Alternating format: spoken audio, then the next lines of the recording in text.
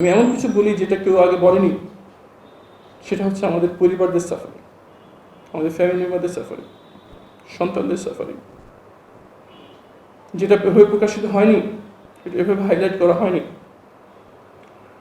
আমার দুই মেয়ে যখন আমাকে নিয়ে যাওয়া হয়, তারা দুজনই ক্লাসের টপ গার্ল ছিল, ফার্স্ট গার্ল ছিল, পড়াশোনায় ভালো ছিল।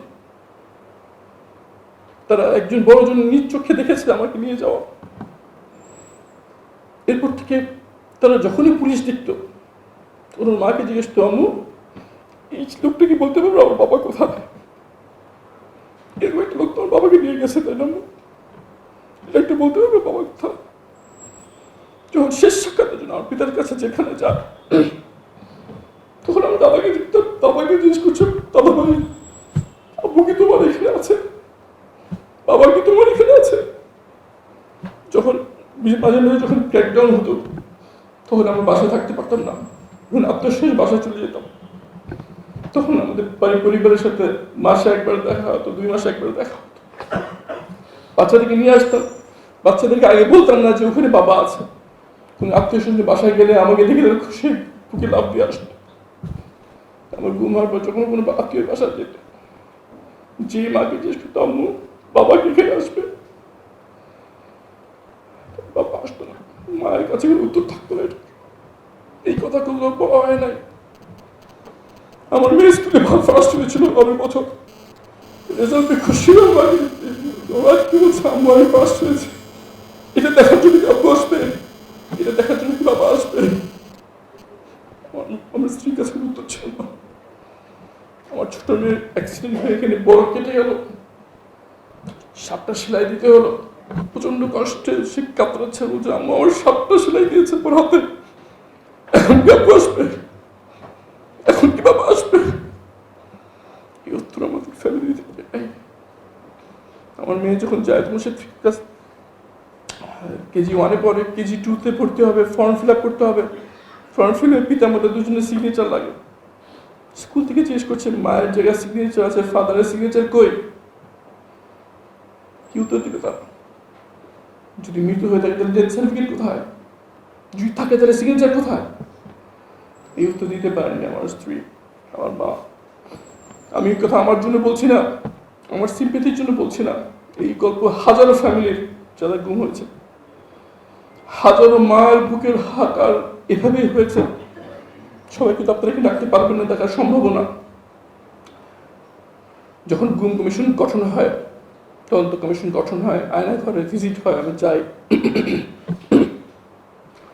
ওখানে যে একটা দেখলাম যে একটা মেয়ে আমার দিকে অপলিক তাকিয়ে আছে। অনেকক্ষণ দিন সে আমার খুব তাকাচ্ছে, আমি বুঝতে পারিনি। আমি ডাকলাম কাছে, বললাম কি ব্যাপার আমু, তুমি কে? সে বললো যে আঙ্কেল আমার আব্বার নাম সুমন, মায়ের ডাক, যে মায়ের এই মায়ের ডাক প্রতিষ্ঠা করেছেন তার মায়ের সন্তান। আঙ্কেল গত বছর গুম দিবসে আমি আর আপনার মেয়ের পাশাপাশি দুজনের ছবি নিয়ে দাঁড়িয়েছে। আপনার মায়ের, আপনার বাচ্চার হাতে ছিল আপনার ছবি, আর আমার হাতে ছিল আমার বাবার ছবি। আমি তাকে দেখে আর চোখের পানি রাখতে পারি নাই। আমার মেয়ে তো তার বাবাকে পেয়েছে, কিন্তু সেই সুমনের মা তো বাচ্চা তার বাবাকে ফেরত পায়নি। অনেক কষ্টে কিছুক্ষণ নিজেকে সামনে নিয়ে ডান দিকে ফিরলাম, তখন একজন বয়স্ক মহিলা আমাকে জড়িয়ে ধরে প্রচন্ড কান্নাকাটি করছে। আমি কিছু চিনতে পারছি না কে সেটা। একজন পরিচয় করে দিল, এ আরেকজন ভিক্টিমের মা। তার ছেলের এখন কোনো সন্ধান পাওয়া যায়নি। তার মা আমাকে জড়িয়ে ধরে হয়তো অনুভব করার চেষ্টা করছে তার ছেলে পাওয়া গেলে তার কেমন লাগবে। এর মধ্যে দিয়ে চলছে আমাদের এই জীবন। আল্লাহ যাদেরকে জীবিত ফিরিয়ে এসেছে, তাদের সবচেয়ে বড় সমস্যা হচ্ছে একটা বড় অংশকে তারা দিয়েছে আদালতে ভুয়ো মামলা দিয়ে, টেররিস্ট মামলা দিয়ে, জঙ্গি মামলা দিয়ে। তাদের একটা বড় অংশ কনভিক্টেড হয়ে এখন জেল খাটছে, এখন জেলে আছে একটা অংশ। অন্যান্য যারা কোনো মতে অনেক কষ্টে সর্বস্ব বিক্রি করে জামিনের ব্যবস্থা করেছে, জঙ্গি মামলা থাকার কারণে এখন তাদের কোথাও ভালো চাকরি হচ্ছে না। সমাজে তাদের সবাইকে এখনো ভয়ের সাথে এবং অচ্ছুত হিসেবে তাদেরকে ট্রিট করে। নিজের পরিবার তাদেরকে বার্ডেন হিসেবে ট্রিট করে, কারণ তারা এখন চাকরি করতে পারছে না, তারা পরিবার বোঝা হয়ে দাঁড়িয়েছে।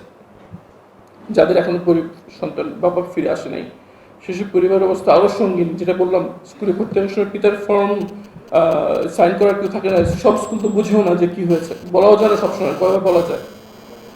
একটা বড় অংশের প্রচন্ড আর্থিক অসংকটে তারা আছেন, তাদের একমাত্র উপার্জনক্ষম এখন নিখোঁজ। অনেক যারা একটু আর্থিকভাবে স্বাবলম্বী আছে তাদের হচ্ছে প্রচন্ড মানসিক ট্রমা। আমার যে 2 মেয়ে বলেছি তার ক্লাসে ফার্স্ট ছিল, তারা এখন ক্লাসে তারা আর অ্যাক্টিভ নয়, তাদের ক্লাসে তাদেরকে টিচাররা বলেছে তাদের পারফরমেন্স খুব উইক। আমার 2 মেয়ে খুব মিশুক ছিল, আমাদের পারিবারিক কারণে আমরা অনেক মানুষের সাথে মিশতে হয়েছে ছোটকাল থেকেই। মিশুক প্রকৃতি ছিল, এক্সট্রোভার্ট ছিল, ক্লাসে কিন্তু তাদের সবাইকে বলে যে কারোর সাথে মিশে না, কোনায় যে একা বসে থাকে। তাদের আইন শৃঙ্খলা বাহিনী আমার পরিবার একটা কাজ তারা যেটা করেছিল সেটা হচ্ছে আমার নিখোঁজ হওয়ার পর তারা চুপ করে বসে থাকেনি, দেশে বাইরে সবসময় আমার ইস্যু নিয়ে তারা কন্টিনিউয়াসলি কাজ করে গেছে। যখনই কোনো মানবাধিকার সংস্থার একটা স্টেটমেন্ট দিত তখনই পাশে পুলিশ এসে হেনস্থা করত। যখনই আন্তর্জাতিকভাবে কোনো একটা আমার বিষয়ে তারা কোনো একটা প্রোটেস্ট আয়োজন করতো তখনই বাসায় পুলিশ এসে হয়রানি করতো। এবং আপনার সবার সাক্ষী, টিউলিপকে যখন আমার ব্যাপারে জিজ্ঞেস করা হয় তখন কয়েক হাজার পুলিশ বাসায় ঘেরাও করে ফেলেছিল, আশেপাশে সব ছাদে তারা অবস্থান নিয়েছিল, কয়েকশো সশস্ত্র বাহিনী আমার ঘরে প্রবেশ করেছিল। আশেপাশের লোকজন যারা জানতো না কি হচ্ছে তারা মনে করেছিল যে কোনো জঙ্গি হামলা হয়েছে মনে হয়। এই সব কিছু হয়েছে 2টো শিশু, আমার স্ত্রী এবং মায়ের উপর। আমার বাচ্চাদের এখন এই অবস্থা যে স্কুলে গার্ড দেখলে তারা ভয় পায়, তারা দুঃস্বপ্নে কেঁদে ওঠে, যে স্বপ্নে দেখে যে বাবাকে নিয়ে গেছে, মাকেও নিয়ে গেছে। এখন তারা এতিমখানায় বড় হচ্ছে, এই দুঃস্বপ্নে কেঁদে ওঠে তারা। আমি এটা এই জন্য বলছি না যে আমার সিম্পলি দরকার, আমি বলছি যে আমি যেটা আপনাদের সাথে বলতে পারছি আর হাজারটা ফ্যামিলি আছে তাদের বলার কেউ নাই, তাদের জানানোর কেউ নাই। এই সাফারিং প্রত্যেকটা ফ্যামিলি